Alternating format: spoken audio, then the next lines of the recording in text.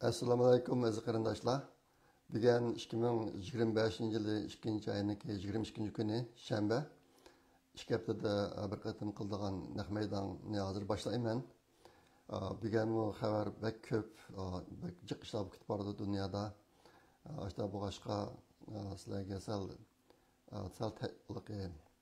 biraz tartibroq yetkazay uchurlarni deb biraz tirishdim, ammo endi qancha ashta bo'ladi bilmayman. Şunu eğer kılayım kamap kalsa bu kılaslar. Bugünkü bu mini videonu Uygurlar haberden başlayayım. Haberlerde boğundaki bir nökün Perşembe günü Amerika'daki pişkadem inkılapçı Gulamından Paktaka alemden öttü 95 yaşında. Ben Amerika'ya 1988 yılda kelgan. Kelip uzun o'tmaylamken bu akımız bilan tanışkan. Men Amerikaga kelgan vaqtimda o'quvchi oilam bor vatanda. Nihoyatda kambag'al kelgan o'qishga. Shu chog'da G'ulomning akaniki Saudiya Arabistondagi bir sanduq, pul sanduqi, haj kelganlarning yig'ilgan pullarni yig'ilgan sanduqni boshqaradigan peshqadam qarindoshlar bilan yiqib o'tadi ekan. Şularniki o'zaro hamkorlashib qilishi bilan Amerikaga shu chog'da kelgan o'quvchilardan bir qanchamiz biroz iqtisodiy yordamga erishgan shu vaqtda. Ashta qilib bizniki tunishligimiz boshlandi. Shundan keyin izchil turda bilish ishlarni bilib ashta qilib keldik. Shunga ulamlarni aytdi hozir tunig'ili shunaqda 35 yildan oshdi meniki. Bizniki bilib qolgan ishimizniki birisi 1995 yılı Washington DC'de Amerika'nın Şarkı Türkistan Milli Merkezi'de bir merkez kurulgan. Bu çağda rahmetlik Hüseyin Karım aka Saudiya Arabistan'dan kelip şu Gulam'dan aka andakin Enver Yusuf üçelen birleşip şu işini başlattıkken keyin meni şu aşağı bir işxana aldı bular Washington DC paytaxtına Aqsarayga yiqiyadin. Müşakil ishlab bersangiz deb iltimos qildi. Men o chaqda 88 yilda Amerikaga kelib 90 yili fizika kasbida bir magistrlik oldim. 95 yili elektr injenerligi kasbida doktorlik unvoni oldim 5-oyda. Bu ishlar shunda sal kerak bo'ldi. Shu joyda ishlab müşakil ishlab bersangiz deganda men ayolim bilan maslahatlashib hozir shu Uyg'urlar bek bichara xalqaro sahnalarda shunga mustaq bir ishga odam bek lozim. Shu men kasbimni tashlab shu Uyg'urlarning ishini qilay deb ayolimniki roziligini olib Washington DC'ga bordim men. Shu Sharq Turkiston Milliy Markazi yangi qurilgan vaqtida shu joyda ishxona olib uning ichiga uskunlarni ammab degandik, ustal o'rindiq degan narsalarni shularni evatgan vaqt ekan. Shu ishxonada bir hafta yetib qopdim men. Ashta qilib shu ishni qilganlar berib ashta qilgan. Keyin qarasam bu ishlar men aslida o'ylagandek emas ekan. Endi meniki kasbim elektr injenerligi. Ayaga basam men siyosiy ish bilan shug'ullanan gap. O'zimning kasbim emas. Lekin bir qism ahvollar qat'iy men o'ylagandek chiqmadi. Ashta bo'lgandan keyin u yerda bir hafta turib qaytib keldim. Qaytib kelib keyin xizmat tepib o'zimning kasbimni qilib ketdim. Bunun da bir qism hikoyalar bor. Men keyincha mushta hikoyalarni yozib qisqa maqola qilib chiqarmoqchi. Pensiyaga chiqqandan keyin. Hozircha vaqtim yo'q. Bunga shu chog'da bu to'liq tafsilli deb birman. Bugun mashg'ul deb qo'yib turay. Andan keyin 1998 yili 5-oyda Amerika Uyg'ur birlashmasini qurish ishri bo'ldi. Hamda qurultay ochildi, tunji qatimli qurultay. Shu chog'da G'ulomdin aka shu tunji qatimli Uyg'ur Amerika birlashmasiniki faxriy raisi bo'lib saylangan. Biz umumiy salom yapmadık o chog'da. 27 dak odam o'zini direktorlikka ko'rsatdi. Uyg'ur Amerika birlashmasiniki direktorlikka ko'rsatdi. Onundan 9 adam saylanib chiqdi. Men bu bo'lgan ishida G'ulomdin aka bor. G'ulomdin aka faxriy rais bo'lgan, men bosh katib bo'lgan. Ashta qilib 90 yil 2 yil bu Amerika Birleşmesi'ni mağdurluk billa. Bunun mu aralığında nurgun hikayeler var. Bir yildek ötken çağda 9 adamdan 4 istifa berip chiqib, oran 5 qilib, keyin taqib etadiganning mi gepi bo'lib, taqib etadigan. Men qattiq qarshi turgan uninga, qarshi turib, shunga 2 yildan keyin muddat to'shqandan keyin buni boshqa o'tkazib berdik. Buni aqsida xili hikoyalar bor. Shu vaqtdagi Uyg'ur Amerika Birlashmasiniki inglizcha nizomnomasini men yozgan. Ondan keyin direktorlarniki xizmat vazifasini men yana bir inimiz bor, Abdurahim Aytbayev deb ikkimiz birlashib başta yazdık. Şu bu yerda bir qism tarixiy hikoyalar bor. Men bularni keyinchi sizlarga yozib taqdim. Ish qilib, G'ulomdaka shunga o'xshash aslida Amerikaga boshqa Uyg'urlar kelishdan burun o'zi yolg'iz bu tashkilotlarni qurib, xalqaro so'rovlarga berib, Uyg'urni tunishtirib başta ish qilib ekan, undan keyin birlashib qildik, uzun muddat birlashladik. Bakamiz o'zining butun umrini Uyg'ur millati uchun atab vatanning o'tida kuyib degandek ishlagan akimizdi. Bizni ayrıldı. Yatqan yeri jannati bo'lsin. Oiladagilarga sabr va kuch-quvvat tilayman. Ondan keyin ikkinchi ayni bu hamda ulamlarniki vafot bo'lishi Uyg'urlar uchun bir cho'ng yo'qotish. Lekin ulamlarga Uyg'ur xalqining qalbida mangu yashaydi. Yaqinda mushunga o'xshashroq bo'lgan yana bir ish Germaniyadagi Kurash Ataxon inimizniki xonimi Behrindisa İsmail bu sınırımızmı ikinci ayının 17. günü alemden öttü. Bu sınırımızın aiti yaş gitip kaldı. Benim bilişimce 56 yaşlara kirganға deyim hazır. İşte yaş gitip kaldı. Nait konum yerim oldu. Ben bu sınırımız bilen kürüş bakınım isimde yok. Ama Kurash Ataxon inimiz bilen aiti yaxşı tuttuk, yıkın tuttuk.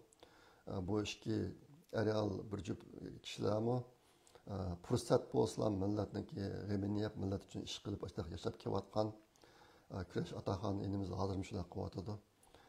Mehnisa singlimizniki yotgan joyi uchun jannat tilayman.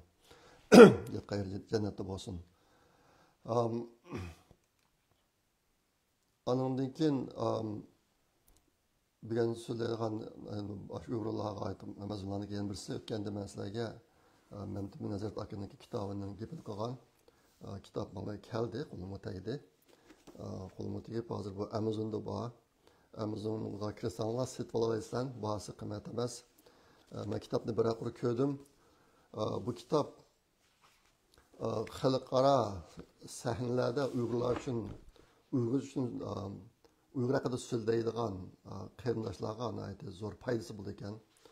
Kitobdagi yozishi şu nutq so'zlashniki mühim nuqtalarni tizib chiqqandek ashtaq shaklda yozibdi. Lekin mazmun intayin ko'p. 1909 yildan hozirgacha bo'lgan Xitoy Amerika munosabati haqida. Ashta bo'g'ashqa bu kitob intayin bir qimmatli kitob ekan. Men Amazonga bir bahoni yozib qo'ydim. Bo'lsa qarindoshlar kitobni sotib olib, yiqilinglarga soat qilinglar, andan keyin Amazon'da baha yazıp koyunlar. Kitapni setip almasa baha yazgılı olmaydı. Ben bunu bu kadar sezdim. Ben kitapni ep bulup baha yazsam 5 gün içlik çıkmadı. O zaten çıkmadı. Bu neymiş etken de. Keyin qarasam bular hal teşhir ekan hozir. Şuna bo'lsa bu ishga bir kishi to'p qo'shib qo'yganlar qo'llardan kelgan qarindoshlar. Yaqinda bo'lgan yana bir cho'ng ish Uyg'urlar ichida Marrakashda sunulib yotgan İdris Hasan inimiz Amerikaga sog'-salomat keldi. Muborak bo'lsin. Bu inimizni qutqizish yo'lida kuch chaqqan barliq qarindoshlarga chin ko'nglimdan rahmat aytaman. Men o'tganda Turkiyadagi xonimi va 3 farzand uchun iyani to'plash bir chaqiriq qilgan $400 yaqin pul keldi. Men pulni 70 ichida o'tib bermoqchi. Bu inimizniki bu g'alabasidan xushal bo'ldim. Endi hozir yaqinda vatan haqidagi ko'proq kelayotgan uchurlar Uyg'ur qizlariniki Xitoyga setilishi. Hozir endi bu ish rasmiy bir sistemlashib Bütün yerlik hükümetler hammasi bir bölüm kurup Uyghur kızlarını Xitoy erlarga tunishtiradigan bu ishni qilyotidi. Bu xuddi 21 asrdagi qulluq bozoriga o'xshaydi. Ahvol intayin echinishliq. Yaqinda bir video chiqdi. Uningda u videoda bir ayol shu musadik ishlarni tunishtirib, agar Xitoy erlarga chaqiriq qilyotidi bu videoda. Agar Uyg'ur qizining birisi bilan to'y qilsang, sana hukumat 50 ming so'm pul berdi. Andan keyin agar bir balang tug'ilsa, uningga yana 100 ming so'm pul berdi. Agar o'zingdagi nupsini Sharq Turkistonga yetib kelsang, sana yana 100 ming so'm pul berdi deb. Jami 250 ming so'm. Bir Xitoy Uyg'ur qizdan birini elib, bizningki vatanga ko'chib kelib, andan keyin farzandlik bo'lsa, mushu Xitoyga hukumat 250 ming so'm pul berdi ekan. Ahvollar shunday intayin vahshiy bo'lib ketdi. Hozir shu ko'proq chiqayotgan videolar mush yoqda chiqyotidi. Endi bu ishlar butunlay sistemlashtirilib ketdi. Bugungi ikkinchi mazmun Uyg'ur Project Fondi haqida. Yaqinda bizniki Yevropada bir qarindoshimiz bor. Har oyda Uyg'ur Project Fondiga iyona qilayotgan. Bu qarindoshimiz yaqinda yeni iyona qildi, 2 oylik iyonisini berdi. Norvegiyada bir singlimiz bor. O singlimiz har oyda Uyg'ur Project Fondiga iyona qilyotdi. Yaqinda 3 oylik pulini biroqla berdi bizga. Yana bir qarindoshimiz Uyg'ur Project Fondiga iyona qildi. O qarindoshimizning ismi chiqdi, lekin qaysi yerda turadiganligini bilmadim. PayPal'ning adresi chiqibdi, o'zining adresi yo'q, shunga rahmat aytolmay qoldim. Men mishada rahmat aytay bu qarindoshlarning hammasiga. Ondan yaqinda bo'lgan yana bir ish 2-oyning 14-kuni, oldingi juma kuni shu Los Angelesdagi Janubiy California University of Southern California deydi. Shularniki musulmon o'quvchilar uyushmasi bir faoliyat urlashtirdi. Uyg'urlarni tunishtirish faoliyati. Men shu yerga berib bir soatlik so'zlab berdim Uyg'urlarning ahvolini asosligi, Uyg'ur irqi qirg'inchiligi va uning kelib chiqish sabablari haqida so'zlab berdim. Ondan keyin Los Angelesdagi Dolan restorantiniki xo'jayini Burhan inimiz nima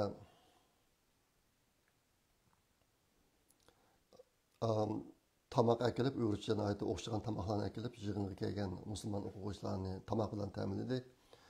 Faoliyat pek yaxshi bo'ldi. Kelganlarniki ko'zlari yoshlarga to'shib, bir sezgan narsa, bular Uyg'urlarniki beshiga kelgan kun ancha bilmay ekan.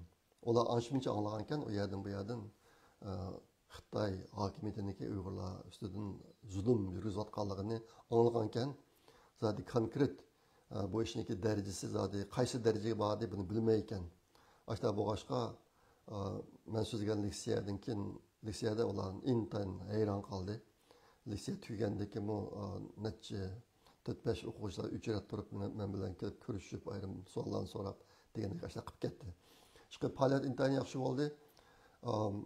Meniki his qilganim ma'sida hozir dunyo Uyg'urlarning ahvolini xil yaxshi bilib ketdi deb o'ylaydim. Bu qadimgi faoliyatni qarasam undaq emas ekan. Undaq emas ekan. Endi Amerikaniki Los Angeles shahri deymiz bir ko'p xil millatlar yashaydigan bir shalg'utlashib ketgan kishilar. Ashta bir yandi. Ashta bo'lgandan keyin bu yerdagi bir donliq olim maktabniki musulmon o'quvchilari Uyg'urlarning ishini xil biladi deb o'ylaganman. Ahvol undaq emas ekan. Shunga shu ishdan keyin meniki kalamga kelgan bir narsa, biz faoliyatimizni, tashviqotimizni bo'shashtirib qo'ysak bo'lmay ekan. Oldimizda endi qiladigan jiq ishlar bor ekan. Men shuni his qildim. Shaxsan o'zim bunday fursatlarni qo'ldan bermay, bundan keyin taklif kelsa, imkoniyatlar bo'lsa berib boshini qilaman deb shu niyatga keldim. Yaqinda nechta faoliyat bor. Shu faoliyatlar bo'lgandan keyin deyman sizlarga uni. Yaqinqi oldingi qatimliq videoni Facebook'ta ko'rganlarning soni 6100 dan oshdi. YouTube'da ko'rganlarning soni 4100 dan oshdi. Shuna qilib endi bu qatammi 10 ming kishidan ko'p odam ko'rdi.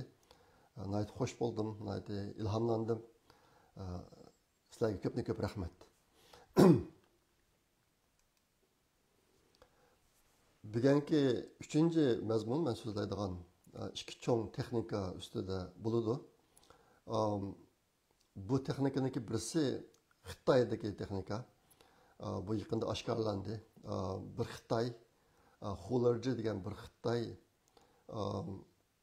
1,360,000 dollar pulini ko'ydirib etib, shu orqali dunyoga Xitoyda menga kompyuter quroli degan bir qurolninki yasab chiqilganligini dunyoga bildirish uchun mushni qildi bu. Shuncha pulni ko'ydirib etdi. Hularji degan Xitoyga yosh bola. Bu biraz tekshirdim men buni. Bu zot qanday ish deb. Qisam bu ishlar hozir İngilizce medialar ancha chiqmabdi. Bu Xitoyda chiqdi. Xitoy YouTube'chilar buni biraz bunu tunishtirdi endi. Brain Computer Weapons deydi. Bu qurol qanday qildi ekan desanglar, odamning mingisini kontrol qildi ekan. Hozir shu mishni qilayotgan shirkatlarniki boshliqlari o'zining shirkatidagi butun xodimlarini mingisini kontrol qilib, ularni aytdi mard ashta qilib etib shirkatga nurg'un pullarni beradigan ashta ishqilib o'zini kontrol qila olmay ashtani qildigan bir ishlarni qilib turibdi. Endi mani pash qilgan Hularji degan Xitoyniki deyishcha, bu texnikani Xitoy hokimiyati bütün Xitoy fuqarosiniki mingisini kontrol qilishga ishlatmoqchi. Intayin xatarlik, harbiy ishini ishlatmoqchi. Hozir boshlab bo'ldi buni degan narsani o'tirib qo'yibdi. Men deganda xalqaro ingliz medialar chiqmabdi bu narsaga. Ammo buni sizlarga deb qo'ydim. Shu 2017-2018 yili Sharq Turkistondan 2 milliondan ko'p 18 yoshdan 45 yoshgacha bo'lgan taqvodor dinchi Uyg'ur erlarini ishga ketgan, Xitoy o'lkaga ketgan Xitoy. Mushalarning xil ko'p qismini mushtaq ishlar tajriba qildi deb o'ylayman men. Buni hamma yerda da'vatim hozir qadar. Ammo xalqaro bu ishlarga qiziqib berib tashkilotlarni qilib boqmadi. Ashta bu boshqa bu ishlar hozirmi diqqatsiz turib qolyotdi. Lekin mushtaq narsalarni ishlab chiqilishida Uyg'urlar tajriba materiali bo'lib berdi deb tushunmayman. Şuna mühendislerge dep qeyledim. Ehtimal bu doğruluk paranlar bundan keyin köpeyishi mumkin. Yan bir çoğun iş ikkinchi ayda bo'lgan. Sun'iy aql texnikasi ikkinchi ayning ichida o'ziniki iqtidoriy jihatdagi bir qism yengilliklarni oshkorladi. Buniki birisi zaten bu hozir buni qaragan bo'lsa Xitoycha buni Ringung Jining deydi. İnsanlarning sun'iy aqli deydigan. İnsanlar yasagan sun'iy aql. Shundaqda bu insonmi yoki sun'iy aqlmi qasim rolini o'ynaydi degan bir savol tug'ildi. Hozir endi mishiyatdagi bir qism ishlar oshkorlanmoqda. Hozir nima bo'lyapti desanglar, bu sun'iy aqlniki o'zi o'rganish iqtidori kuchayib, hozir kuchishlarga qarab minib, hozir har xil ma'lumotlardan foydalanib, nihoyatda murakkab va qalaymaqon masala ustida analiz yurgizib, sizga yo'l ko'rsatish xarakterdagi tavsiyalarni bera oladigan darajaga yetadigan shu tarafga qarab ketyapti hozir. Balki burun mashinaga choy qaynatish, tamoq etish yoki uy tozalashni yutib qo'ysa, shu ishlarni qiladi deydigan hukm bordi. Sun'iy aql, mashina odam degan vaqtida. Hozir bu undan halqib, o'zi har xil uchurlarni to'plab, shu ishlar asosida analiz qilib, siyosat tuzaydigan darajaga qarab ketyapti. Mushuniki yaqindagi o'tirib chiqqan bir narsa Elon Musk'niki XAI degan shirkati 2018 kuni Grok 3 degan bir sun'iy aql texnikasini e'lon qildi. Bu naiti güçlükken bize burun oylagandan naiti güçlük endi. Onunki asaslık nesne mi desenler bu sistem meselelerni sebep netince boyunca meselelerge sebep netince boyunca qarab, andaki meselelerni hal qiladigan iqtidorga ega ekan. Iqtidorga ega ekan konkret qilib aytgan chog'da buniki mundaq 4 alayligi bor ekan. Uning birisi advanced reasoning modes deydi. Alaki sebeplashtirish, meselelerni sebeplashtirish. Bu nima uchun mundaq bo'lgan degan shularni to'plab ashta sebeplashtirish xuddi alaki odamdek tafakkur qilish iqtidori ekan bu. İkincisi big brain mode deydi. Çoğ miye haleti. Bunun da bu kompüterlerdeki iktidardan tuluq paylanıp andaki naiti mürekkep mesele üstüde analiz edip verip şu mesele üstüde naiti tepsili ve naiti güçlük imkaslarını oturuğa çıkarıp vereyken. Andakin bu birisi, anındaki yana birisi deep search capability deydi. Hazır biz Google bu narsalardan sual sorab onu uçur tapımız endi. Ma bu suni aqlniki bu jadagi qobiliyati intan kuchli ekan. Anındakin multimodal functionality deydi. Bunun da sizge yazma şekilde uçlarını biripli qalmay, bu Grok sürü, Grok 3 degan sistem har xil resimlarni analiz qilib, uning ait uçlarını ovozliq chiqarib berar ekan. Andakin paralnishalar ekansiz, siz unga savol so'rab ovozliq, ular sizga ovozliq javob berib, mushtashdan qilar ekan. Hem sizge ovozliq uçur chiqarib beradi ekan, hem sizniki ovozliq so'rgan savolingizni qabul qila olar ekan. Ashta qilib til qobiliyati intayin kuchli.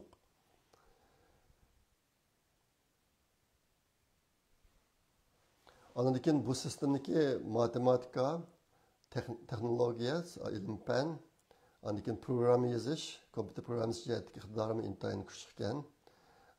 Buni hozir setib olishga bo'ldi ekan, aylığı 40 dolar to'lasangiz, şu X Premium degan nusxasi yezilib, shuni shiltalar ekansiz, bemalol shiltalar ekansiz. Bu hozir şu darajaga berib yetibdi. Bundan boshqa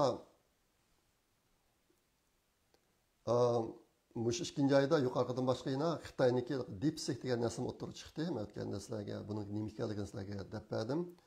Anandakin Yevropadagi bir şirket Open Euro LLM deydi.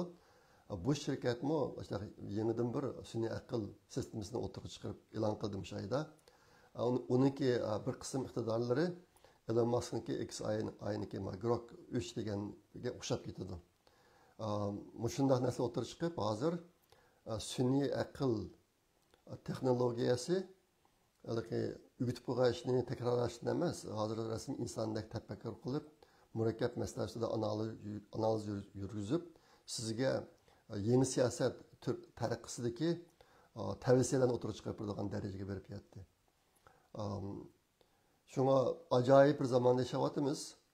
Men har qatim mushtaq narsalarni ko'rsam, Uyg'urlarni o'ylayman. Biz nada hozir dünya taraqqiy qilib, shunday yerga kelyapti, shunday yerga ketyapti. Biz nada? Biz nima ish qilyapmiz? Bizning bolalarimiz nimani o'rganyapti? Bizning bolalarimiz o'ziniki asosliq vaqti va asosliq zehnini qanday ishlarga qaratyapti deb o'ylayman. Bugun men shu to'g'riliq bir qism ishlarni o'ylab ketdim. Hozir Elon Musk ishlatayotgan bu Dodge degan idarada ishlayotgan bolalarning eng yoshi 19 yosh. Dunyoda hozir o'smirlar ishlar taraqqi ketib boradi. Uyg'ur o'smirlari biz zaten nada deb, Uyg'ur o'smirlari nada degan savol kallamga keldi endi. Endi mushunga qo'shib niki deb qo'yadigan bir narsa, men hozir texnologiya inqilobiga kirdigan bir ishni qilyapman olam texnikasi sohasida. Men buni sizlarga so'zlab beraman deb planlagan uzun bo'ldi. So'zlab bo'lmadim, bugam so'zlayolmayman. Buni vaqt yo'q. Ikkinchi so'zlab beraman, ikkinchi anglaysizlar. Men buni texnologiya, olam texnikasiga bir inqilob darajasidagi bir ishni qilyapman hozir shirkatda. Buni keyin so'zlab beraman sizlarga. Endi bugungi cho'ngroq mazmun, 4-chi mazmun xalqaro ahvol to'g'ri so'zlab beraman. Nurg'un ishlar bo'lib ketdi. Yaqinda Amerikaniki yangi saylangan muavin prezidenti J.D. Vance va Amerikaniki tashqi ishlar ministri Rubio Ukrainaga berib Zelenskiy bilan ayrim ko'rishdi bu ikkisi. Undan keyin muavin prezident J.D. Vance ikki so'rinda Amerikaga vakillik qilib, Trumpga vakillik qilib nutq so'zladi. Uning birisi Münchenda ochilgan bexatarlik konferensi. Bunun bu yerda 2-ayning 14-kuni so'zladi. Ondan keyin CPAC degan bir yig'in, u Conservative Political Action Conference. Konservativ siyosiy harakat yig'ini degan yig'in, CPAC degan yig'in. Bunda 20-slar u yerda so'z qildi. Undan boshqa Amerikaniki 3 vakili ve Rusya'nınki 3 vakili Saudi Arabistan'da Kürüşüp sefer ötküzdü. Amerika'dan bağlan kişilerin içinde Rubio var. Tashqi ishlar ministri Rubio var. Anından keyin Amerika'nınki Trump'nınki bir vakili, oldingi necha kun ichida bo'lgan ishlar bular. Trump'nınki bir vakili Ukrainaga berib Zelenskiy bilan suhbat o'tkazdi. Bulardan boshqa Elon Musk ve Trump Amerika'nınki Fox televiziya şirketide söhbət etmedi bular. Bütün naq meydan söhbət etmedi. Ondan keyin Musk mu, CPAC yığınında şu yığındaki başqurğuchisi bilan 1 saatniki, 20 saatniki söhbət ötküzüp hozir Trump bilan qilayotgan ishlar to'g'ri so'zlab berdi.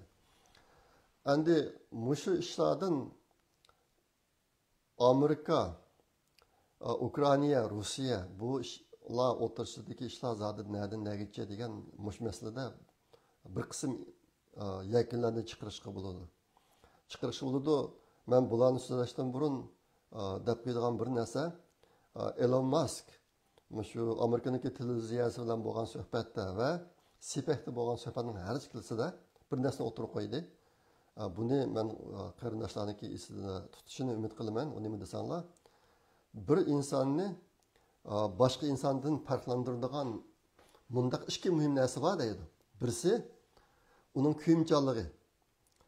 Uniki o'z xalqiga, o'z millatiga, o'z davlatiga va insoniyatga bo'lgan kuyimchanligi.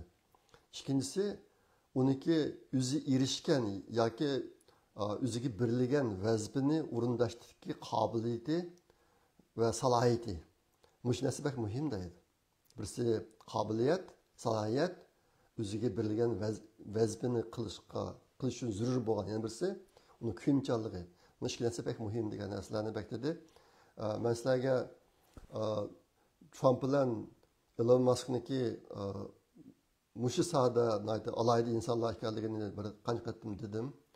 Ma'lum uch qashqari o'tirib qo'yilgan narsa, shuni bir ta'kidlab qo'ydim. Bu jihatda Trump'niki o'xshash alayligi bor, Elon Musk'ga o'xshash. Shunga bu muhim narsa, buni bilib qolgan yaxshi deb o'ylayman men. Endi hozirgi umumyuzlik vaziyat nima desanglar, Amerika uyg'ondi. Amerika xalqi Trump'niki qo'lg'ichisiga aylandi. Hozir yaqinki ra'y sinashlarda chiqayotgan son yuqori. Trump'ning qo'llaydiganlarniki soni hozir 61%larga yaqinlashdi. Ondan keyin Trump hozir ichki jihatda cho'ng tozalash olib boryapti. Ondan keyin cho'ng tashqi jihatda xalqaroda bir cho'ng o'zgarish yasash qadamini olyapti. Bu yerdagi muhim bir narsa Trump'niki Ukraina, Rossiya urushini bir taraf qilish yo'lida olib boradigan ishlari Xitoyda bir cho'ng o'zgarish yasashi mumkin. Bu nuqtaga kishilar ancha diqqat qilmayotidi, lekin bu jihatda bir qism yaxshi ishlar bor. Cho'ng o'zgarish yasashi mumkin. Hozir Trumpniki shu Ukraina Rossiya urushi to'g'risida qilayotgan ishlari amaliyotda Amerikaniki birinchi dushmani bo'lgan Xitoyga taqobil turish. Bu jihatdagi taraqqiyotlarni bundan ko'p ko'ramiz. Hozir agar umumiy manzilga qaragan bo'lsak, mushtaq bir yuzlanish bor. Nima Trumpniki Ukraina Rossiya nima Amerika va Rossiya o'rtasidagi suhbat negotiation deydi, inglizcha, xitoycha tampan deydi. Suhbatlashib kelishim tuzish. Mushtaq bir ishida Trumpniki aniq nishoni bor. Lekin bu nishonni oshkorlamadi. Zodi bu nishon nima buni demaydi. Hozirgi bir ahvol nima desa, mushsada intan cho'ng qilamoqanchiq bor xalqarada. Trumpni tillayotdi kishilar. Ukrainani setvatdi deb tillayotdi. Ahvol lekin ubdaroq o'ylanib baqsaq, kishilar tahi bu Amerika Rossiya o'rtasidagi zodi tuzmoqchi bo'lgan kelishimning nimaligini bilmay turib, hozir yakun chiqaryotdi. Bu yerdagi Trumpniki naiti aniq bir narsa tutgan yo'li oldi bilan tutgan yo'li nima desa, Ukraina Rossiya urushida bir mangulik yeshim, mangulik bir usulni o'tirib chiqarish. Buni mangulik hal qilish bu ishni. Lekin u yerga berishdan burun Ukraina bilan Rossiya o'rtasidagi urushni to'xtatish. Sababi nima desa, hozir Ukraina bilan Rossiya bir cho'ng azgalga ketib qoldi. Qilayotgan urushi hech qanday bir natijaga yoki bir yangi tarafga etmayotmayotdi. Bu ikki davlat askarlarni olib bir azgalga tashlayotdi. Bular bir-birini o'ltiryotdi. Hozir bu ikki davlatning o'lganlarning soni 1 milliondan oshib ketdi. Urush ashtaq bir patqoqqa ketib qoldi hozir. Hech qanday bir bu yerdan chiqitalash ümit yo'q hech qanday. Faqatla bir-birini o'rinsiz o'ltirishlar bo'lyapti. Trumpniki qayta ta'kidlayotgan narsamiz shu, Elon Musk'im shu. Shunga oldidan urush to'xtasin deydi. Urush to'xtasin, andan keyin biz kelishim tuzaylik deb ashlayapti. Endi meniki tushanchamcha hozircha bu Amerika Rossiya o'rtasidagi suhbatlashib kelishim tuzish ishlariga boshqani aralashtirishniki foydasi bo'lmaganligi uchun Yevropani yoki Ukrainani bu ishga aralashtirmayotdi. Ashundan kishilar Trumpni Ukrainani setvatdi deb tillayotdi. Lekin emniyatga qaragan bo'lsak, Trump Ukrainani setvatdi degan gapniki asosi yo'q, unda ish yo'q. Nimishqa desanglar, Sovet ittifoqi parchalanib 90-yili gumron bo'lgandan keyin Yevropa, Angliya, Amerika, Xitoy hammasi birlashib Ukrainadagi yadro qurollarini yo'qotgan. Ukrainaga va'da berib, sen qurollarni yo'q qilgin, ammo sen tahdid kuchirsang, biz sana yordam qilmaymiz. Seni qo'daymiz, sana hech kim hujum qilolmaydi deb shu chog'da 94-yili bu ishlarni mushu nurg'un davlatlar birlikda qilgan. Lekin 2014-yili Rossiya Ukrainaga kirib Qrimni besib oldi. Dunyo ma davlatlarga sen setvatdan Ukrainani demidi u chog'da. 2014-yili Obama prezident vaqtida shu Rossiya Qrimni tatib olgan, besib olgan. Shu chog'da dunyo Obamani sen Ukrainani setvatdan demidi yoki qolgan abaki Angliya, Fransiya, Yevropa, Xitoy degandek davlatlarni sen Ukrainani setvatdan deb hech kimga qilmagan.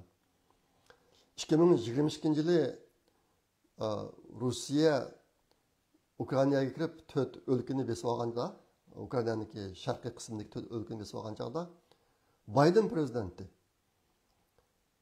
Bayden ayet yumuşak başlık qildi bu ishda. U chog'da hech kim Baydenni sen Ukrainani setvatding demedi. Yoki qolgan ayni vaqtda Ukrainaga va'da bergan davlatlarni undaq demedi. Endi hozir Trump Rossiya bilan suhbat o'tkazib kelishim tuzaman deb bir ishlarni qilib olsa, bu dunyo qo'zg'alib tillayotdi. Amaliyotda eng qattiq tillayotgan Xitoy. Nimishqa desa, bu ishdan Trumpniki tutayotgan ko'rayotgan tadbirlardan kelib chiqadigan natijadan eng cho'ng ziyon tortadigan Xitoy. Ashta bu boshqa Xitoy tiplab turmayotdi. Xalqaro mediada qalamqanchiq to'dirayotdi. Bir qism kishilar ishniki qarsini bilmay, aysh kelyotdi bunga. Xitoy bilan Ukraina o'rtasida qarab baqsaq bo'ladi. Xitoy Ukrainadan intan ko'p foyda olgan. Nimani Xitoyniki yasagan birinchi aviamatka ayrton tushiruvchi parxodni bular Ukrainadan sotib olgan. Andaki Ukrainadan urush aeroplanini sotib olgan Xitoy. Andan to'xtamay nurg'un kan mahsulotlarini import qilyapti Ukrainadan. Lekin hozirgidek mushtaq vaqtlarda Xitoy Rossiya bilan birlashib olsa, Ukrainaga bo'lgan tajovuz urushda Xitoyning tilagan odam yo'q. Xitoyni setvatdi deydigan odam yo'q, ammo hozir Amerikani Trumpni davlat.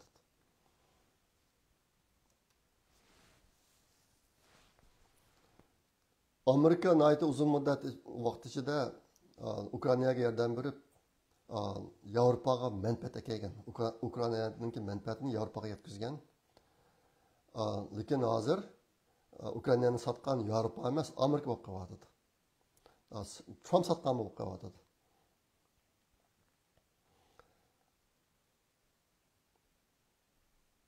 Endi bu yerda agar ubdan qarab boqadigan bo'lsak, Trumpniki ihanatga tillashga qilishi qandaqdir urushni oxirlashtirmoqchi bo'lganligidan emas. Asosligi shu urushdan keyin xalqarodagi harbiy va moddiy kuchlarniki bir kuchlarni qaytadan o'rlashtirish bo'ldi endi. Bu Trumpning ko'zlayotgan narsa, mushatlik narsani qaytadan o'rlashtirib, Xitoyga taqobil turish. Ashta bu boshqa hozir bu ishga Xitoy eng norozi. Endi shu Trumpniki tutgan tadbirlarga yo'l qo'ygan tadbirlarniki yaxshi unumlar bo'lyapti. Masalan, hozircha bu Amerika Rossiya suhbatidan bilan natija chiqqani yo'q. Lekin Yevropa biraz uyg'ondi hozir. Yevropa bundan o'ziniki davlat mudofaasiga ajratadigan xarajatini ko'paytirib, bir Yevropa harbiy qo'shinni vujudga keltirib, shu orqali Ukrainaga yordam berishida Amerikaga tayanib olmay, o'zi qilish misolida biraz uyg'onyapti hozir.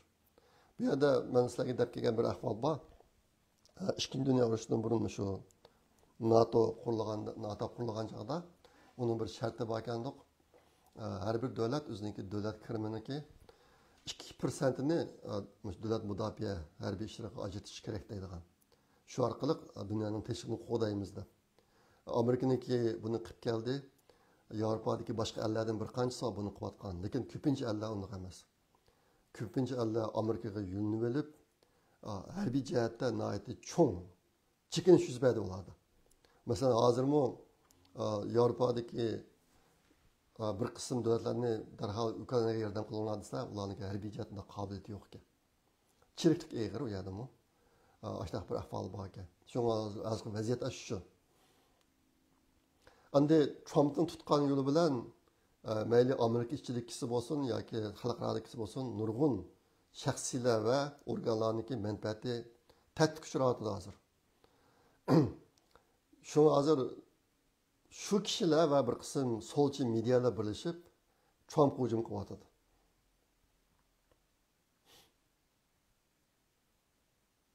Endi albatta men degandek Trumpning yetmoqchi bo'lgan nishoni zodi nima? Amerika, Rossiya suhbatida yetmoqchi bo'lgan nishon nima bu o'tirib chiqmadi. Lekin buning ichida bir narsa aytib aniq. Amerika hargiz sharqiy Ukrainadagi 4 o'lkani Rossiyaga biritaman degan gapni deb boqmadi. Unda gap yo'q. Mana Vanis so'zlagan vaqtida Ukrainaniki ahvolini 2014-yildan burungi ahvolga opirish amaliyotga uyg'un emas degan gapni dedi. 2014-yildan burungi bu demoqchi bo'lgani Qrimni demoqchi. Lekin ma 4 o'lka to'g'riq degan gapi nima desanglar, mana shu Vanisning degan gapi. Mana shu 4 o'lkadagi kan boyliqlarini Ukraina bilan Amerika bir birlashma shirkat qurib bila ochayli deydi. Uni bila ochayli. Andikin biz Ukrainaga yordam qilaylik davomli, ammo Ukraina bizga qilgan shu birlashma shirkatniki topgan pulsi, shu birlashma shirkatniki Amerika qismi topgan pulsi Amerikaniki qilgan yordamini qaytarish bo'lsin deydi. Deb magapni o'tirib qo'ydi. Buniki intayin cho'ng orqa ko'rinishi bor millatda, cho'ng foydasi nima desanglar, agar biz 4 o'lkada Amerika bilan Ukraina shirkat qurib, shu shirkatni mangdusa, Amerika bu o'lkalarni qurolliq qo'g'daydi. Oldidan Ruslarni u yerdan tep chiqaradi. Ruslarni tep chiqarib, shu yerda ularni u yerni qo'g'daydigan gap Ruslar qaytib kirmaydi u yerga. Shunga bu 4 o'lkaning ahvoli amaliyotda hozirgidan jiq yaxshi bo'ladi. Shu bo'lganchada endi davomli Ukrainaga tayyor bo'lib turdi. Endi bu iqtisodiy masalaga kelsak, hozir qadar Yevropa Ukrainaga qilgan yordamlar aslida qaytib keldi ekan. Bular aslida kelishgan ekan endi. U yordamlarni keyin qaytarib berdi ekan mana ko'mir kan materiallarini setish orqali degandek. Lekin Amerika bilan bunday kelishim yo'q. Shunga Trumpniki changab ketayotgan bir ishimiz shu. Sen Yevropaning qilgan yordaming biznikidan oz, ammo uni qaytarib olmoqchi, ammo bizning yordamimiz qaytib kelmaydi. Dunyoda mushundaqmi adolatsizlik bo'lamdi deb Trumpniki biroz turamayotgan yerin ahvolini bir shu. Yana bir ahvol nima desanglar, Rossiyaniki Yevropada 3 trillion dollardek pul bor ekan. Ashyaga nima deymiz? Mablag' saqammi yo shu yerda bankka qo'yganmi degandek. Mana pul bor ekan. Hozir endi Yevropadagi ba'zilar, masalan, Angliyaniki burungi bosh ministri Johnson, Trump bilan hamsi ash pulni to'ntib qo'ygan pulga u. Ash pulni to'natgan pulni chiqarib Ukrainaga yordam beringlar desa, Yevropalar olmayotdi. Aslida endi odatdagi aqalli bilim bo'yicha qaragan chog'da bu urug'liq fikr deb o'ylayman. Lekin bu ishim bo'lmayotdi. Alaki Trumpni xalq bitayotgan yana bir narsa shu endi. Biz Amerikalarimiz yanında atımızmı deb shuni o'tirmayotgan.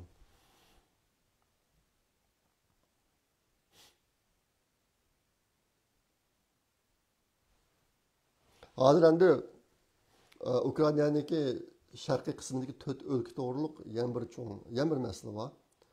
Uni nima desanglar, u yerlarniki aholisining 70% ruslar ekan. Ana ruslar 70% rus. Bu 4 o'lkaning kishilari Ukrainadan mustaqil bo'lib chiqamiz deb ish epiratqili qilib bo'pti. 2014-yildan boshlab mushlar bo'lyapti deb tushunaman. Ashtaq bo'g'il turibdi, bular bo'linib chiqdimiz Ukrainadan deb. Shunga hozir Rossiya, Amerika suhbatidagi bir cho'ng masala shu.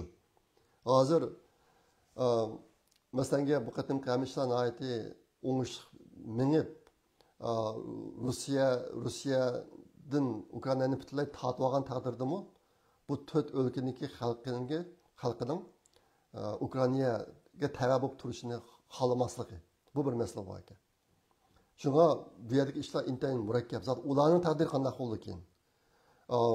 Bu 4 yilni masalan ozod qilgan ekan Rossiyadan bu yerdagi muqimsizlik ishlarni yo'q qilaman deb bu yerdagi 4 o'lkaniki ruslarini Rossiyaga chiqarib yine bo'lmaydi. U irqiy qirg'inchilik bo'lgan gap. Ashta bo'lg'ashqa bu yerda aytib bir murakkab ahvol bor ekan. Shunga buni hal qilmoq tez.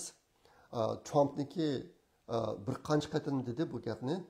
Hozirgi Rossiya Ukraina to'qinishini faqat Trump bilan hal qila oladi. Faqat Trumpniki hokimiyatlar hal qilolmaydi, boshqa hech kimniki qo'lidan bu ish kelmaydi deyotgan sababimiz shu. Bek ishlar intayin murakkab. Endi ashtaqdimi o'tahi zodi Trump zodi konkretni nima qilmoqchi shu suhbat orqali, ruslar bilan bo'lgan suhbat orqali nima nishon etmoqchi bu o'tirib chiqmaydi. Shunga bu to'g'riliq yakin chiqarib o'tish sal baldirlik qiladi hozir. Shunga sal o'zini besib olgan yaxshi deb o'ylayman. Endi abaytin deganimdek necha kunning oldida Amerikadan 3 kishi, Rossiyadan 3 kishi Saudiya Arabistonga berib suhbat o'tkazdi. Buning ichida Amerikadan bag'alanchida Rubio bor. Ondan keyin Amerikaniki Trumpniki yana bir vakili, u bir general, pensiya chiqqan general ekan, Zelenskiy bilan kurashdi. Ukrainaga berib kurashdi. Bu yerda qandaqdir Ukrainani tashlab qo'ygan ish yo'q. Trump ikki taraf ishini tanqiyotida hozir. Hozir bu kurashishdan keyin har ikki taraf, Amerika va Rossiyaning har ikki tarafi bu kurashish yaxshi bo'ldi. Yaxshi natijaga erishdi dedi. Lekin natija nima o? Zaten qaysi natijaga erishdi degan narsa o'tirib chiqmadi yana. Bu ishlar yaxshi maxfiy tutilyapti hozir. Meniki tushunishimcha maxfiy tutilgani keyingi taraqqiyotga foydali. Ashta bu boshqa bularni oshkorlamayotdi. Mening tushunishim shunday bo'lyapti. Endi meniki tushunishimcha hozirgi Trumpniki hozirgi maqsadi o'zi unum berdi. Bu ishni hal qilishniki usuli faqat mushlam shu, bundan boshqa usuli yo'q degan choralarning hammasini qo'llanib boqmoqchi bu. Agar ashuni qo'llanib beqib bu ish yana unum bermasa, Trump Ukrainani Yevropaliklarga topshirib berib, bu sizlarniki qo'shninglar, sizlarniki yaqin Rossiyadan tahdid kelsa sizlarga keldi, bizga kelmaydi. Shuni mashina izon hal qilinglar. Men qilib bo'lgan hammani qilib boqdim.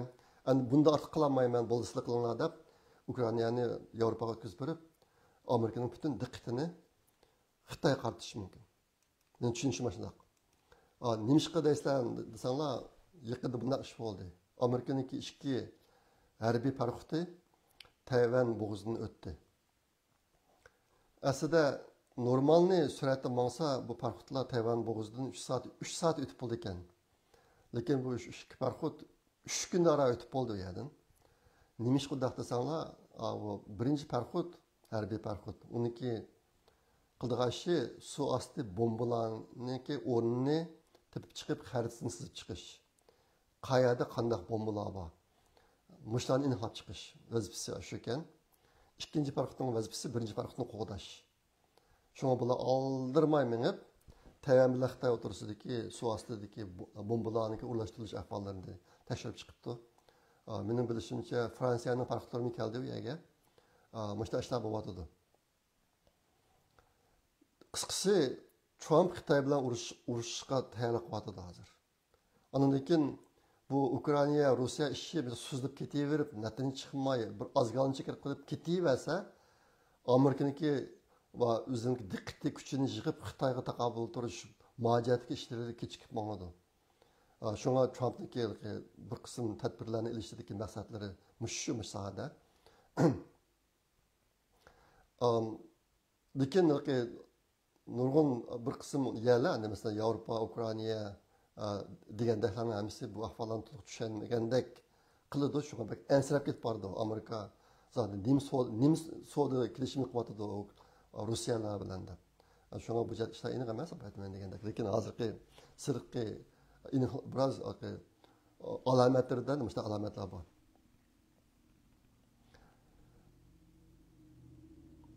Anandaki yana bir narsa, hozir Rossiya bilan Xitoy natija jiddiylashib ketdi. Bir-birini ma'rab yuryotdi. Qanday ma'rab desanglar, kim Amerika bilan oldi bilan yiqilishib ketadi. Xitoy Rossiyaniki Amerika bilan yiqilishib ketishini qo'rqyapti, Rossiya Xitoyniki Amerika bilan yiqilishib ketishini qo'rqyapti. Ikki taraf ishlab qo'yapti.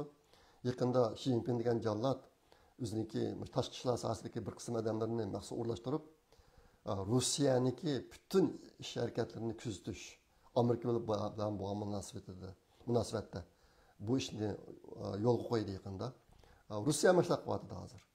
Shunga bular ikkisidan birisi Amerika bilan yiqilishib, yana birisi birisi yiqilishib, shu sababdan Rossiya bilan Xitoy o'tirisiga so'roqchilik tushish ehtimolligi bor hozir. Bu yerda bir jiddiychilik mavjud.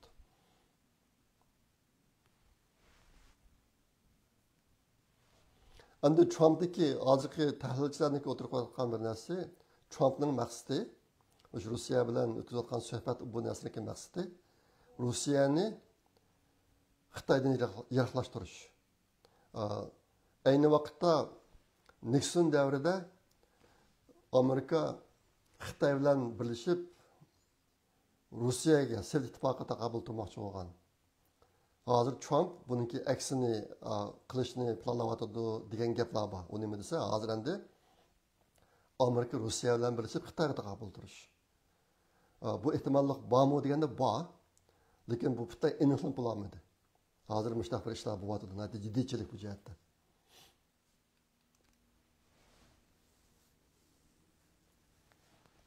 Ondan keyin Trumpniki yaqinda Ukraina Zelenskiydan xafa bo'lib ketgan yana bir narsa,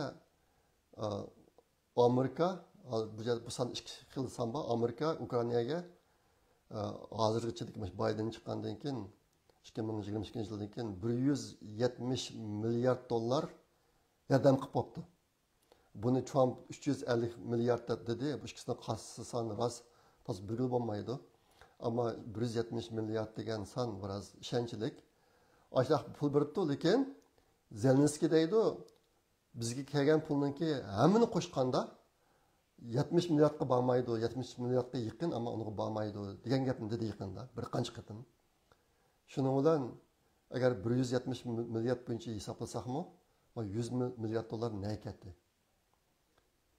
Bu Amerikadagi bir qism kishilarning yancha ketdimi yoki Ukrainadagi bir qism kishilarning yancha ketdimi? Hozir shu umumiy manzilga qarab baxsanglar, Ukraina bilan Rossiya bir ozgan ichida bir-birisi bilan etishyapti. Ozgaldan chiqolmaydi, ishdan borolmaydi. Shu bir ozgalchida askarni o'yatibdi, bir-birini o'ltirdi bular. O'ltiryapti. Lekin ma pullar boshqa bir qism odamlarga yancha ketib bordi.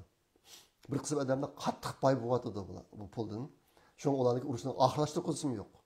Bu zot bu qism kishilar kimlar? Ular nerede? Amerika'dami yoki Ukrainadami? Aniq emas.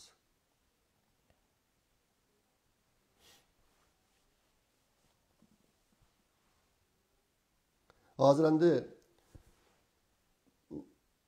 nima Trump Rossiyani Xitoyniki qo'yindan tortib olish mush sahada bir qism ishlarni qilyapti. Hozir Rossiya ichidami Xitoydan yiroqlashish ishlari mavjud medialarda. Yaqinda bir Rossiyadagi bir chong amaldori Xitoyniki Chag'an bayramini tabriklamaslik ish to'g'riliq qattiq fikrlarni o'tirib qo'ydi. Rossiya askarlari Ukrainada Xitoy yasagan dron uçkusiz aeroplanda ulyapti. Endi biz shu Xitoyniki bayramini Rossiyada tabriklandik. Xitoyninki qo'li Rossiyaliklarning qindi qizli bo'ldi. Aytayotsa biz Xitoyniki qizil nimalarni chiroqlarni osandiq Rossiyaga degan narsa o'tirib qo'ydi yaqinda. Andagi mediadami Xitoydan norozi bo'lgan kayfiyatlarni aytib kuchlanmoqda hozir.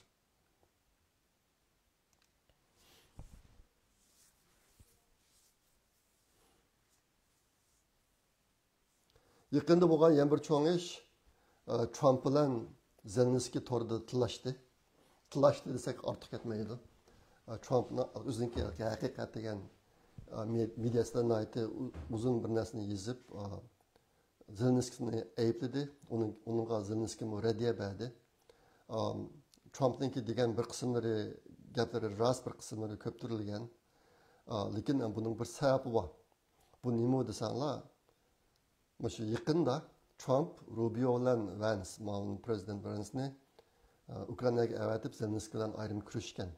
Shu chog'da Babatning degan gaplarni bu ikkisi Zelenskiy degan, ya'ni sharqdagi 4 o'lkada Amerika Ukraina birlashma shirkat qurib yer osti kon boyliqlarini ochayli, biz sizlarga davomli yordam qilayli, biz qilgan yordamni shu kan shu kan boyligini ichib shirkatlar topgan puldan Amerikaga tava bo'lgan qismini shu biz qilgan yordamni qaytarish bo'lsin, mushtaq qilaylik degan shu taklifni o'tirib qo'ygan Zelenskiyga bevosita. Zelenskiy vaqt qabul qilgan buni darhol. Yaxshi bu chataq yo'q degan. Lekin 2 kundan keyin Zelenskiy shu medialarda so'zlab Amerika mesela talep koygandı, ben yaktıdım deb ani inkar qildi. 2 kundan keyin lamkin.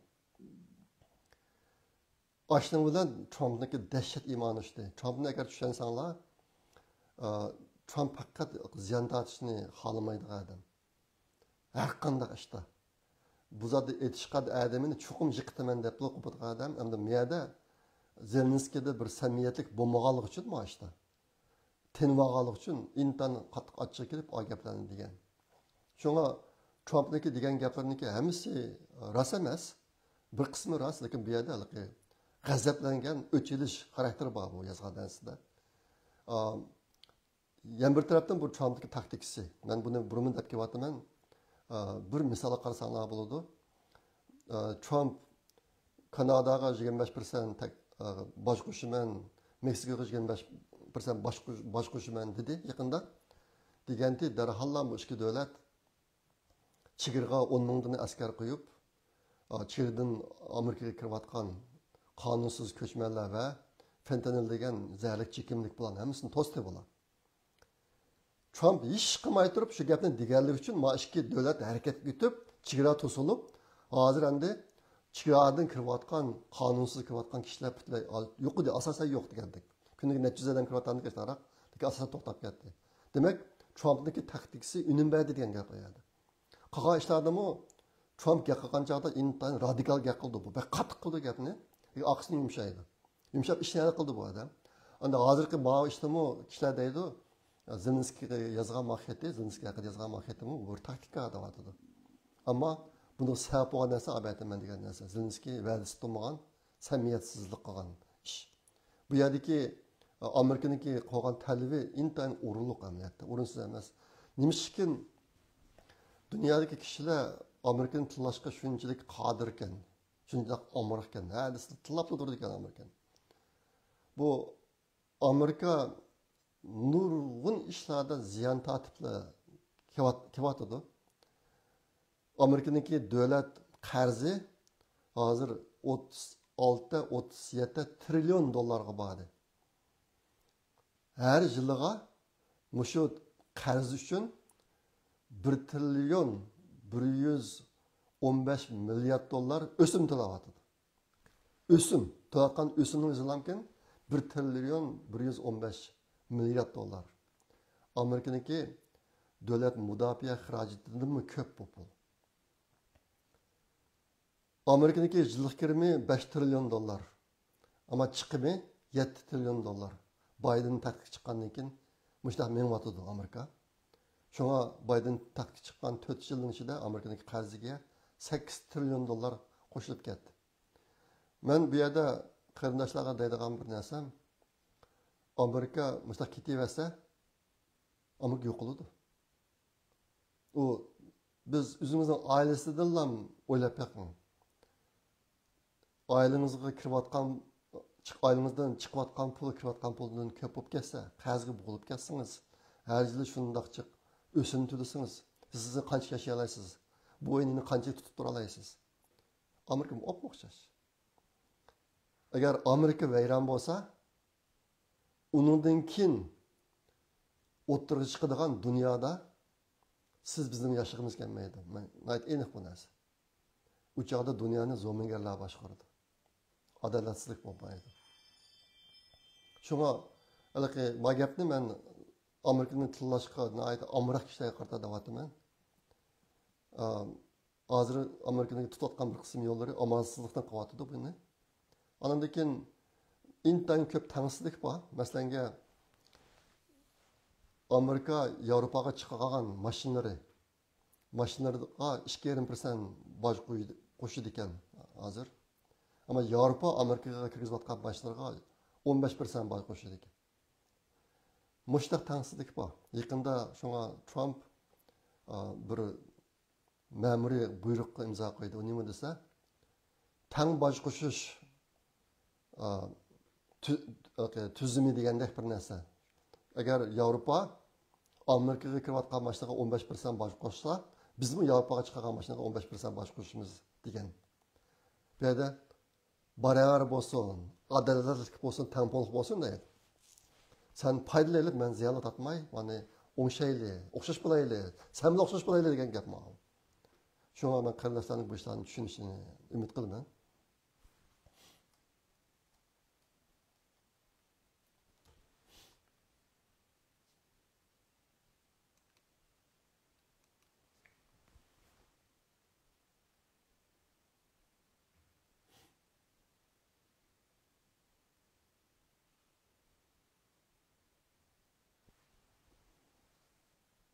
Hozir endi shu yaqinda Trumpning degan gapida Zelenskiy bir diktator degan gap bor. Zelenskiy shuna dedi, aniga Elon Musk dedi, Zelenskiy bir diktator deb. Men endi sababini tushuntirib qo'yaman. Nimada Ukrainada o'tgan yil 2024-yili prezidentlik saylanma bo'lishi kerak ekan, aslida qonun bo'yicha. Mancha yilda bir qatim saylandi degan qonun bo'yicha o'tgan yil saylan o'tkazilishi kerak ekan. Lekin bu saylan o'tkazilmay, hozir Zelenskiy davomli turyapti bu yerda. Yani Zelenskiyning ko'rsatgan sababi biz urush davrida yashayapmiz, urush davrida saylan o'tkazolmaymiz deyapti. Bu degan gapi o'rinliq. Lekin tarixda endi Ikkinchi dunyo urushi mezgilida Angliyaning prezidentini qayta saylaganmi, boshqa bir Yevropada chiqib boshqa bir misol bor ekan. Saylan o'tkazgan misol bor ekan. Hozir endi Zelenskiy saylan o'tkazmadi. Anikin Putin Zelenskiyni o bir qonunsiz prezident, biz unda odamlar bilan suhbatlashmaymiz deb turyapti hozir Putin. Ashta bu boshqa mushunda kelib chiqqan gap balki Zelenskiy diktator degan. Endi bu gapning o'zi to'g'ri emas, ana so'zning ishlatilishi, lekin kelib chiqish sabab shu. Shuni sizlarga bir deb qo'yadim. Hozir endi bu yerdagi yana bir qiyinchilik nima desa, Putin Zelenskiy bilan suhbat o'tkazishga urinmasa, bu urushni qanday to'xtatamiz degan masala bor. Bu urushni qanday hal qilamiz degan masala bor. Aslida buning amali urushni vaqtincha to'xtatib turib, Rossiya bilan Ukraina o'rtasida urushni Ukrainada bir saylan o'tkazib etib, anikin ishlarni asliga keltirish ashta bir qissa bo'landikin, lekin hozir undaq narsaga yo'l qo'yilmaydi. Lekin mustaq bir yerga bir qatmanliq bor endi.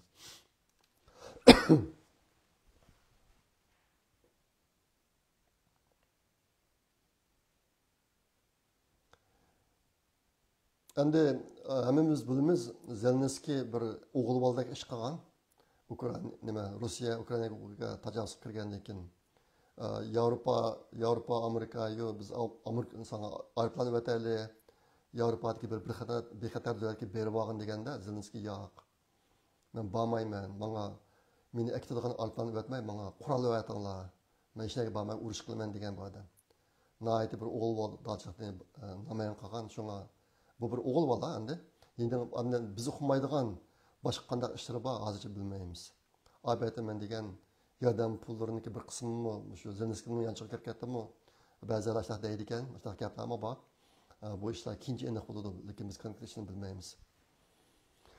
Yaqinda hozir endi Rossiya Ukrainaga tajovuz qilgani 3 yil bo'ldi. Bu 3 yillik bo'lganligi munosabati bilan BDT'dan bir xotirlash faoliyati o'tkazdi ekan. Shu faoliyatga oldin qatim tayyorlangan bayonotnomaga Rossiya Ukrainaga tajovuz qildi. Rossiya Ukraina o'rtasidagi tajovuz urushi deb oldi ekandik. Bu yilqiga Trump uni qarshi turibdi, uni tajovuzlik urushi demay, to'qinish deb e'lonladi. Rossiya Ukraina to'qinishi deb e'lonladi, ashtaq bir narsani talab qildi. Agar ashtaq qilmasanglar biz buni qatnashmaymiz degan ashtaq bir ishlar bor ekan. Endi bu bir o'rinsiz ish bo'ldi deb o'ylayman. Kishilar ayblanyotdi bu ishni. Menimcha bu ayblashlar o'rinliq. Endi degan so'zlayotgan 5-mazmun Ukraina to'g'ri pek uzoq to'xtalib ketdim, kechiringlar. Men bir tushuncha berib qo'ydim. Biraz har xil xabarlar bor. Buniki birisi Amerikadagi FBI'niki direktori ma'qullashdan o'tdi. Cash Patel degan kishi o'zi Hindistonlik, Amerikada tug'ilgan, Xitoyga vahshiy o'ch odam bu. Shu rasmiy tasdiqdan o'tgan vaqtida so'zlagan nutqini Xitoyni intayin qattiq aybladi fentanyl ishi bo'yicha. Bu odamniki bir donliq gapi bor o'tganda degan. Agar men FBI'ga boshliq bo'lsam, Washington DC'dagi FBI binosini taqayman. U yerda ishlayotgan 8000 dak xodimning hammasini tuanga haydayman. Sen bu yerda ishxonani nima qilsan, tuanga berib ishini xizmatini qil deb tuanga haydayman.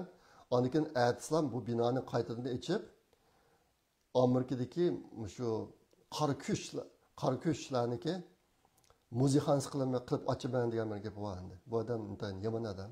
O'sha odam rasmiy saylandi.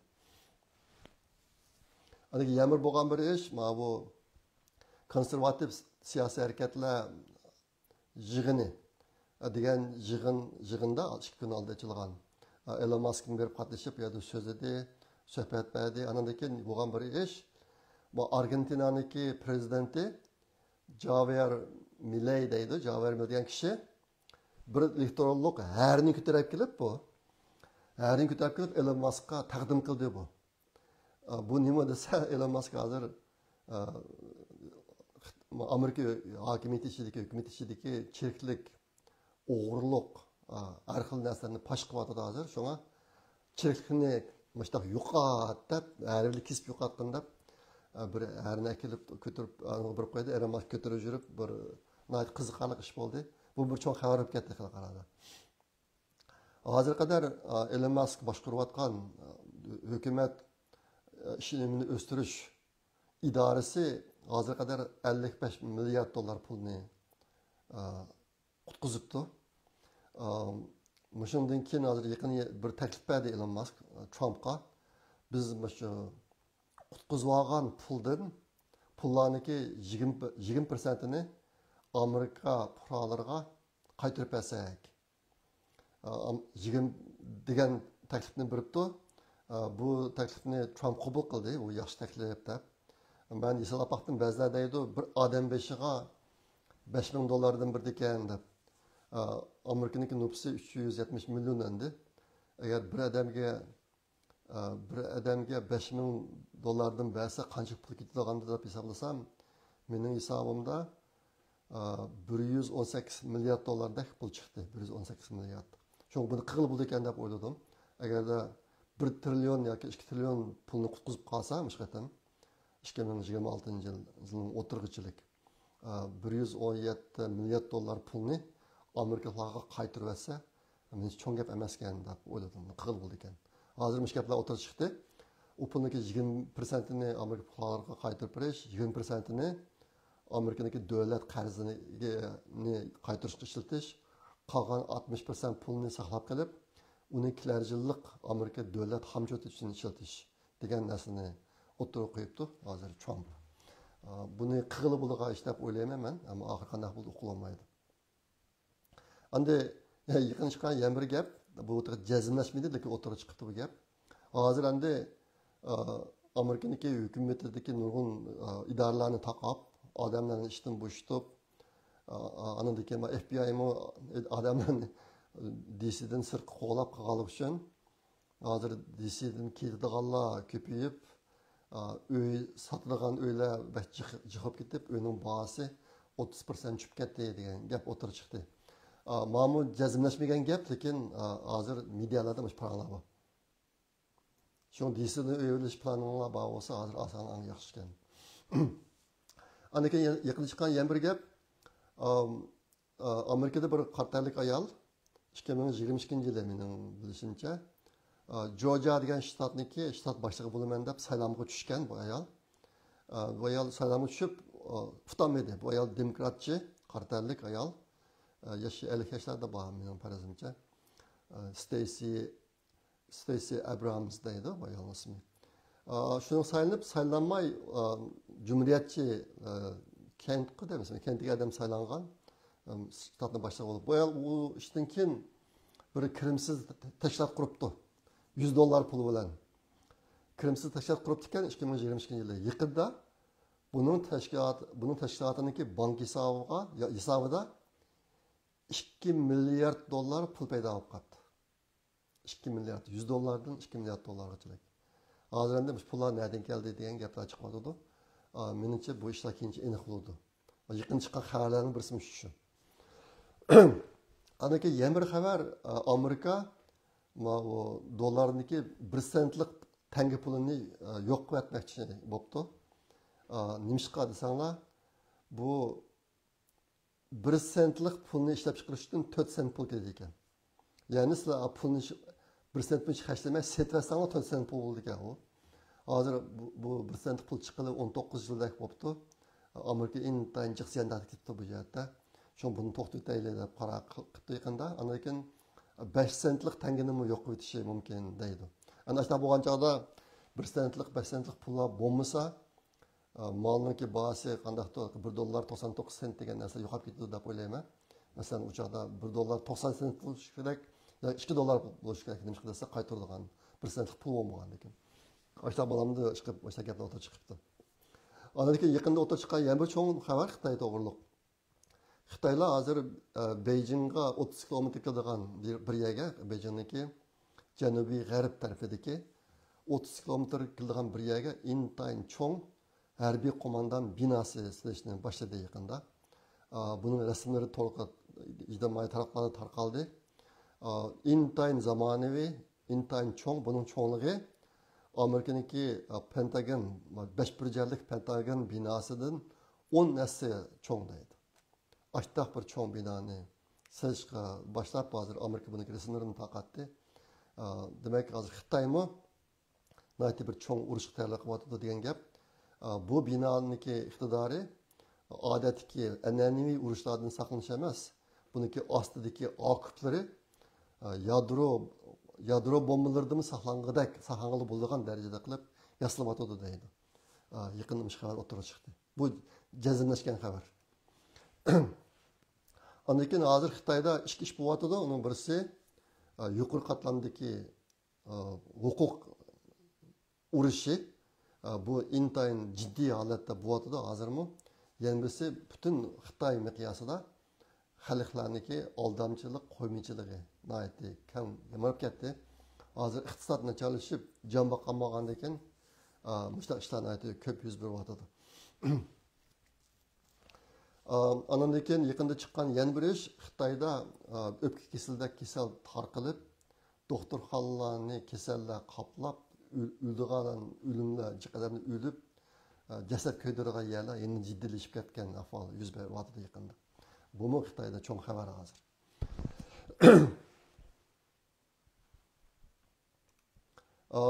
Shuna qilib bugun so'zlamoqchi bo'lgan asosiy mazmunlar tugadi.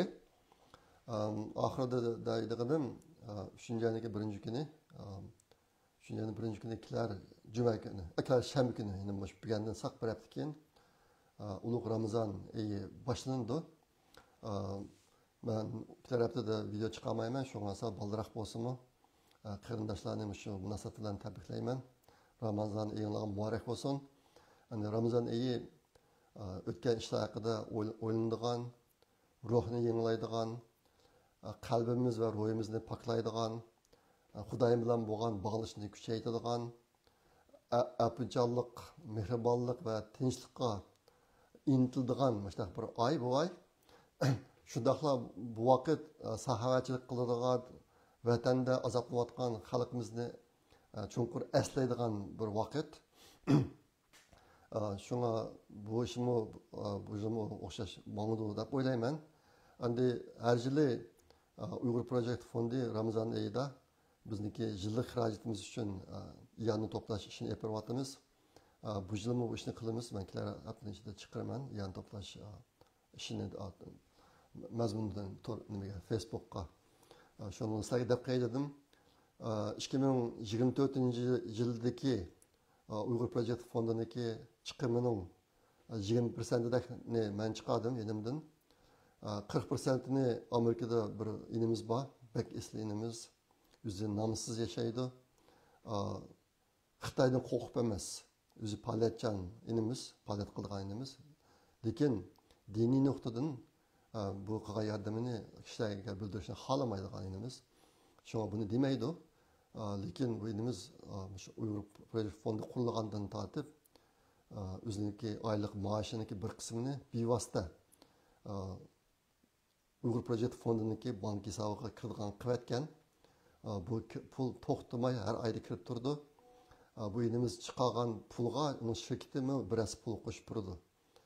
Masalan, bu inimiz $10,000 pul chiqarsa, shirkat $10,000 pul qo'shib turdi bunga. Ashuna qilib $20,000 bo'lib kirdi bizga. Izchil yordam qilib kelyotdi. Uyg'ur Project fondiniki 40% xarajati mush inimizdan kelyotdi. Qolgan 40%ni aqasinglardan kelyotdi. Shu har yildagi iyon to'plash mezgilda bergan iyonni pullar va bir qism qarindoshlar har oyda ozroqdan iyonni qilib kelyotdi. Andan keyin xalqaro saxovat o'rinlari orqali nomsiz kirayotgan pulmi bor bizga. Meniki bilishimcha bu pul Yevropadan kelyotdi, ehtimol Uyg'ur qarindishimizdan bo'lsa kerak. Lekin u iyonni qiluvchi haqida hech qanday uchur yo'q. Ashta pullar kelyotdi. Mush pullar Uyg'ur Project fondiniki xarajatning 40%i bo'lyapti hozir. Shunga xuddi burunqidaqlam bu yilmi Uyg'ur Project fondini qo'llab turinglar. Xarinlarda bo'lgandek biz bir qism ishlarni to'xtatmay izchil qilyapmiz. Bundan keyin qilamiz. Xudoyim bo'lsa biz to'xtab qolmaymiz. Bunga qilib ketaveramiz. Bu hozir deyishimning hojati yo'q. Ben planni deyishni yaxshi ko'rmayman. Har holda biz to'xtab qolmaymiz. Sizlarniki qilgan iyoninglarni aytib muhim. Bu hamma kishilar uchun millatga xizmat qilish bir fursatni yaratib turadigan ish bu.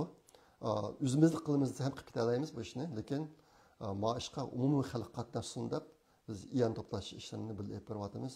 Buni xarakter jihatdan mustaq ish bu. Shunga bu yilmi ovoz qo'shishlarni umid qilaman. Bu demsa, kilar qatim kurashchi amon bo'linglar. Xayr xo'sh, Allohga omonat.